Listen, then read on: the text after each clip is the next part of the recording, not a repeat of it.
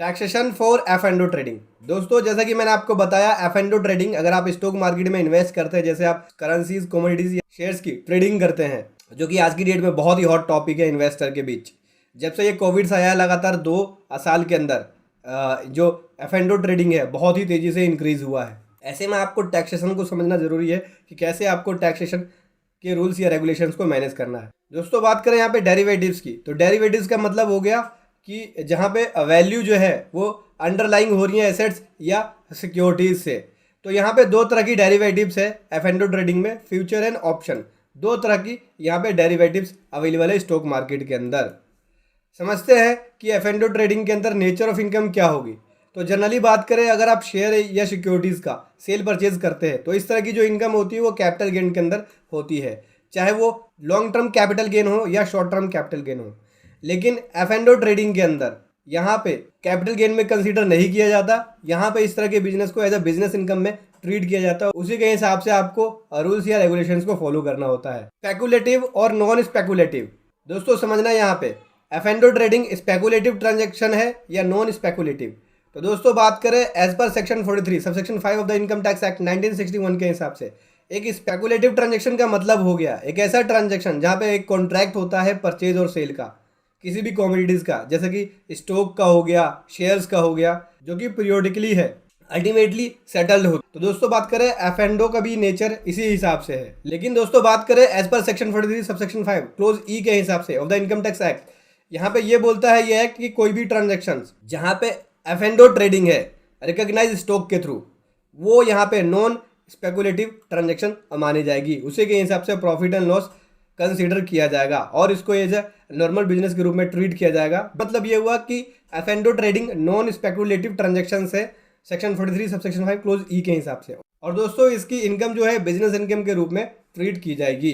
दोस्तों अभी समझते हैं कि टर्नओवर की कैलकुलेशन कैसे किया जाएगा एफ एंड ओ ट्रेडिंग के अंदर। एफ एंड ओ ट्रेडिंग में टर्नओवर की कैलकुलेशन जो टेबल दी हुई है नीचे, इस हिसाब से किया जाएगा। लेकिन उससे पहले आपको कुछ पॉइंट समझने होंगे टर्नओवर को कैलकुलेट करने से पहले। देखो यहाँ पे जो भी फेवरेबल या अनफेवरेबल डिफरेंस होंगे प्रॉफिट एंड लॉस, वो यहाँ पे टर्नओवर के अंदर कैलकुलेट किया जाएगा। मतलब कि अगर नेगेटिव में भी है तो भी उसको एज ए टर्नओवर के अंदर कैलकुलेट किया जाएगा, उस तरह की ट्रांजेक्शन को भी टर्नओवर के अंदर कैलकुलेट किया जाएगा।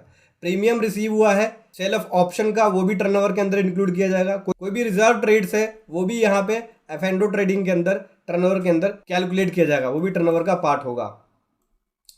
तो समझो, देखो यहाँ पे स्क्रिप्ट्स नेम है, ये है शेयर्स, जैसे कि RIL के शेयर्स है, TCS के हैं, मारुति के हैं, टाटा मोटर्स के हैं।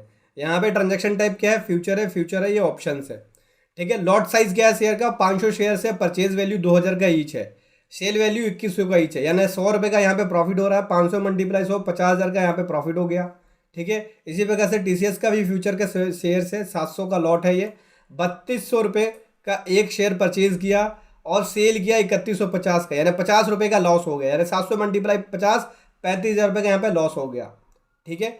इसी प्रकार से मारुति के ऑप्शंस के शेयर्स हैं, ये लॉट साइज 500 का है, 400 का एक शेयर है, बेचा 500 का, 100 का प्रॉफिट आ गया। तो यहाँ पे 500 मल्टीप्लाई 100, 50,000 का है प्रॉफिट आ गया। इसी प्रकार से टाटा मोटर्स के ऑप्शंस के शेयर है, लॉट साइज 500 का है, परचेज किया 250 का, बेचा यहाँ पे 225 का, 25 रुपये का यहाँ पे लॉस हो गया। तो 500 मल्टीप्लाई 25, 12,500 का लॉस हो गया। तो यहाँ पे जो लॉस, अगर प्रॉफिट एंड लॉस देखा जाए तो 52,500, लेकिन टर्नओवर में कैलकुलेट किया जा रहा है 1,47,500, क्योंकि यहाँ पे 50,000 को भी टर्नओवर में कैलकुलेट किया जा रहा है जो कि प्रॉफिट आया, और 35,000 को भी कैलकुलेट किया जा रहा है जो कि लॉस में आया। यानी अगर 35,000 की ट्रांजेक्शन नेगेटिव में भी आ रही है तो भी उसको टर्नओवर में कैलकुलेट किया जाएगा, यानी 50 और 35 को जोड़ा जाएगा। इसी प्रकार से 50 जो प्रॉफिट आया जोड़ा गया, 12,500 जो लॉस आया उसको भी जोड़ा गया। तो टर्नओवर में अगर आपकी अनफेवरेबल हो या फेवरेबल हो डिफरेंसेस, यानी प्रॉफिट एंड लॉस, अगर आपका लॉस हो या प्रॉफिट हो, उन सभी ट्रांजेक्शंस को टर्नओवर में कैलकुलेट किया जाएगा, जोड़ा जाएगा, जैसे कि यहाँ पे जोड़ा गया है। टर्नओवर की कैलकुलेशन ऐसे करनी होगी आपको एफ एंड ओ ट्रेडिंग के अंदर। अभी समझते हैं कि क्या एफ एंड ओ ट्रेडिंग में आप क्लेम कर सकते हैं एक्सपेंसेस। हाँ जी दोस्तों, F and O trading as a normal business के रूप में है, तो जो भी आप एक्सपेंस इनकर करेंगे उसके ऊपर, जैसे SST हो गया, ब्रोकरेज हो गया, इलेक्ट्रिसिटी चार्जेस, इंटरनेट एक्सपेंसेस, इस तरह के तमाम एक्सपेंसेस यहाँ पे SSC क्लेम कर सकता है बिजनेस इनकम में। क्या यहाँ पे कैरी फॉरवर्ड हो या सेट ऑफ हो सकता है लॉसेस? दोस्तों एफ एंड ओ ट्रेडिंग के अंदर, जैसा कि मैंने आपको बताया, नॉर्मल बिजनेस के रूप में है, माना जाता है एफ एंड ओ ट्रेडिंग को।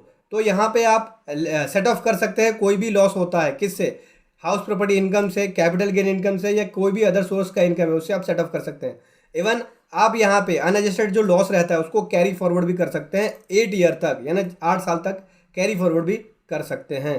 टैक्स ऑडिट की रिक्वायरमेंट क्या होती है F&O ट्रेडिंग के अंदर? जैसा कि मैंने आपको बताया नॉर्मल बिजनेस के रूप में है, तो यहाँ पे जो टर्नओवर है टैक्स ऑडिट के लिए कितनी होती है? जो डिफॉल्ट लिमिट होती है दोस्तों 1 करोड़ की होती है, और 10 करोड़ उस केस में है जब आपकी कैश में ट्रांजैक्शन 5% से कम हो। 10 करोड़ की लिमिट फाइनेंशियल ईयर 21-22 से कर दिया था, पहले ये 5 करोड़ थी, तो 10 करोड़ की लिमिट उस केस में है जब आपकी कैश में ट्रांजैक्शन 5% से कम हो, पेमेंट या रिसिट्स जो है वो 5% से कम है, तो उस केस में आपके पास जो लिमिट मिल जाती है वो 10 करोड़ की मिल जाती है। अब F&O ट्रेडिंग इलेक्ट्रॉनिकली होता है तो इसमें कैश की ट्रांजैक्शन का सवाल ही नहीं बनता, तो इस केस में जो लिमिट होगी टैक्स ऑडिट की वो 10 करोड़ हो जाएगी।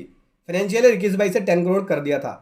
तो F&O ट्रेडिंग में अगर आपको ऑडिट कराना है तो 10 करोड़ की लिमिट है, फाइनेंशियल ईयर 21-22 से 10 करोड़ की लिमिट, 10 करोड़ से ऊपर की टर्नओवर जाती है तब आपको यहाँ पे ऑडिट कराना पड़ेगा F&O ट्रेडिंग के अंदर। तो दोस्तों ये था taxation for F&O trading. Video कैसे लगी जरूर बताएं। Thank you so much. जय हिंद, वंदे मातरम।